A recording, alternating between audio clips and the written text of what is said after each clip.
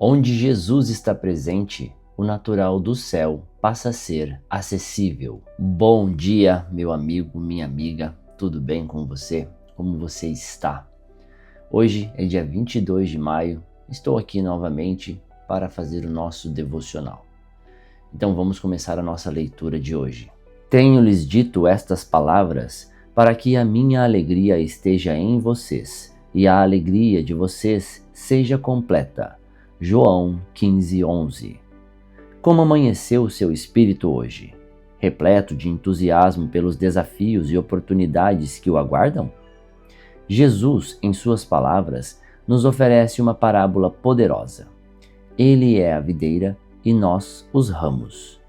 Essa imagem nos convoca a refletir sobre a fonte de nossa verdadeira satisfação e alegria. Há quem conte os dias apenas esperando pelo alívio do final de semana. Mas Jesus nos ensina algo revolucionário, que a plenitude da vida encontra-se nele. Ele é a essência da vida, o elo entre o céu e a terra. Nesse ensinamento, Jesus nos convida a mergulhar numa vida de profunda conexão com Ele, em que tudo o que é secundário desvanece diante da grandeza de sua presença. Essa relação não é marcada pela tristeza ou melancolia, mas sim pela vivacidade, sustento e uma graça que transborda. Quando falamos em estar ligado à videira, falamos de um relacionamento constante, não limitado a um encontro semanal, mas um convite para que Deus habite em nós diariamente, completando nossa alegria. Esse convite se estende a cada um de nós, todos os dias, renovando nosso entusiasmo pela vida. Se este devocional tem sido sua fonte de força, celebro com você, pois cada palavra aqui compartilhada nasce dessa conexão vital com Cristo. Elas são escritas com a esperança de que sua vida seja tocada, abençoada e inspirada a experimentar não apenas o ordinário, mas o extraordinário no cotidiano. Que esta reflexão seja um convite a viver cada dia com a plenitude que só encontramos em estar verdadeiramente conectados à fonte da vida. Palavra-chave de hoje: vida. Leitura bíblica, Atos 17. Atos 17. Em Tessalônica. Paulo e Silas passaram pelas cidades de Anfípolis, Apolônia e chegaram a Tessalônica, onde havia uma sinagoga. Conforme o seu costume, Paulo foi lá e nos 3 sábados seguintes falou sobre as Escrituras Sagradas com as pessoas que estavam ali na sinagoga. Paulo lhes explicava e provava que o Messias precisava sofrer e que, depois de morrer, tinha de ressuscitar. Ele dizia: "Este Jesus que estou anunciando a vocês é o Messias." Paulo e Silas conseguiram convencer disso algumas daquelas pessoas, as quais se juntaram a eles. Um grande número de não-judeus convertidos ao judaísmo e muitas senhoras da alta sociedade também se juntaram ao grupo. Mas os judeus ficaram com inveja. Eles foram buscar alguns homens maus entre os malandros das ruas e formaram um grupo de desordeiros. Estes fizeram muita confusão na cidade e atacaram a casa de Jasão, procurando Paulo e Silas, a fim de os levar para o meio do povo.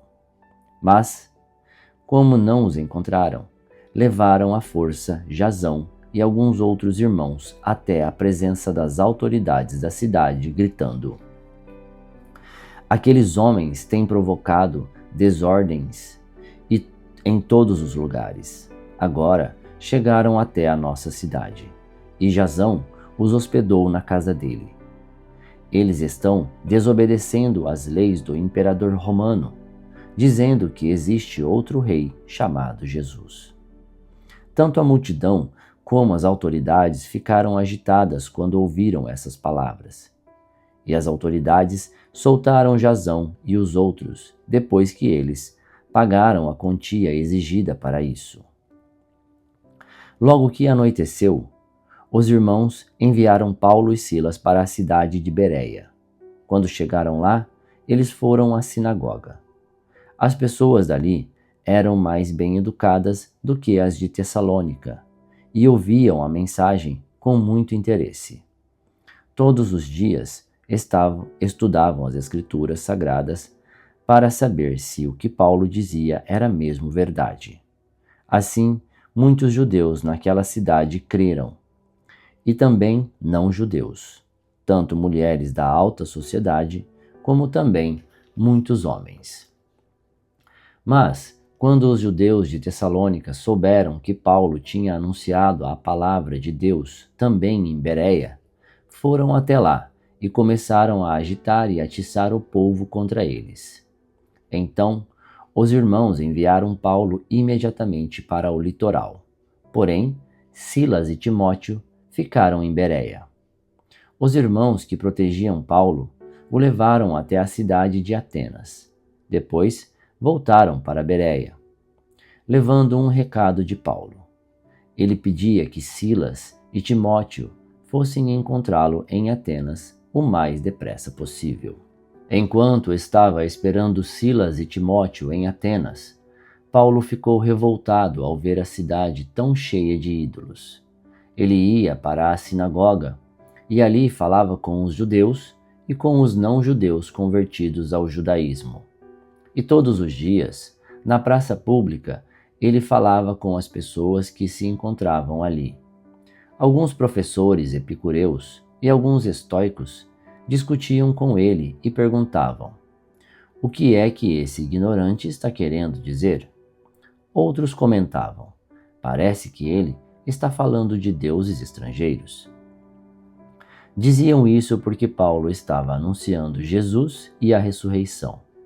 Então, eles o levaram a uma reunião da Câmara Municipal e disseram: gostaríamos de saber que novo ensinamento é esse que você está trazendo para nós?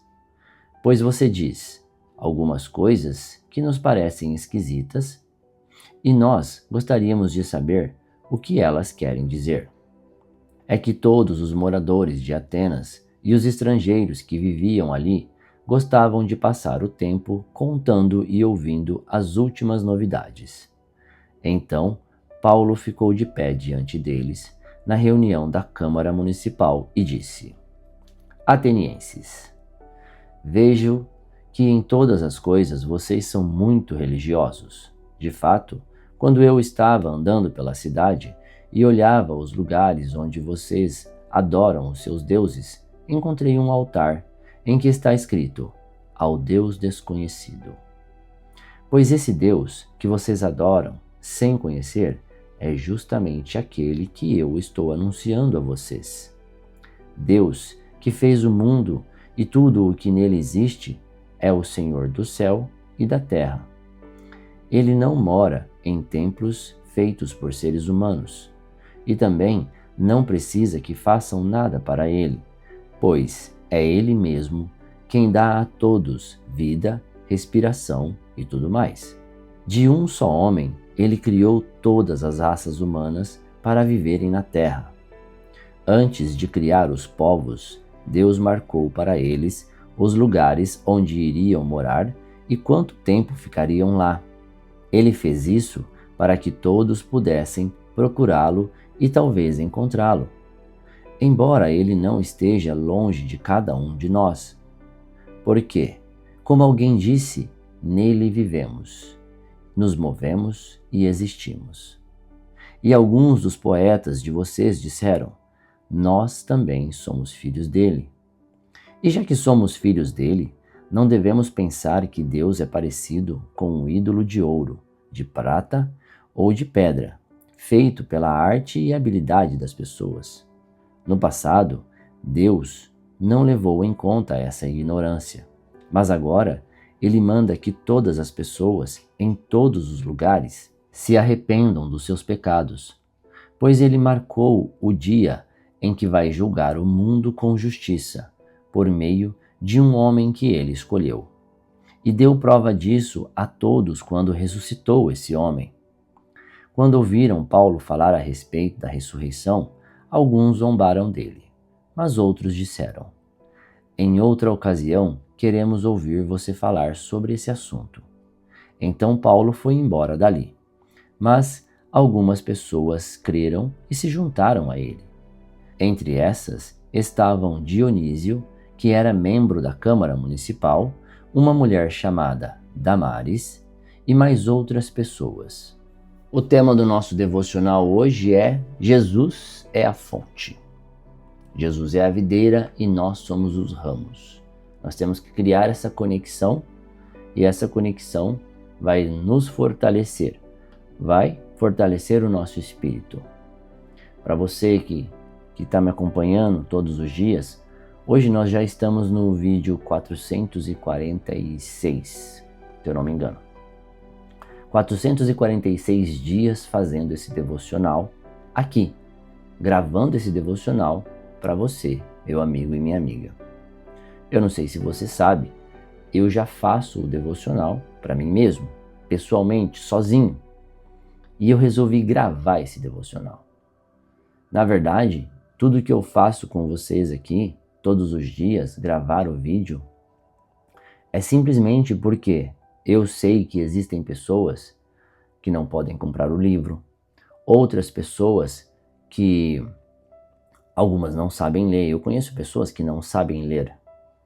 Parece que não, mas ainda existem pessoas no mundo que não sabem ler. Outro motivo é que fazer o devocional me abençoou demais. A minha vida mudou muito, foi muito abençoada por estar conectado, por ter esse convívio diário com a palavra de Deus. Então eu resolvi compartilhar. Assim como o escritor do livro, o Júnior, ele fala no devocional de hoje, que esse devocional ele é justamente para criar essa conexão entre você e Deus. Essa conexão foi criada quando eu comecei a fazer o meu devocional e eu tomei a decisão de gravar. Então, você que me acompanha todos os dias, que está aqui, primeiro eu quero te agradecer, pedir a Deus que Ele te abençoe, que os seus dias sejam maravilhosos e abençoados como os meus são.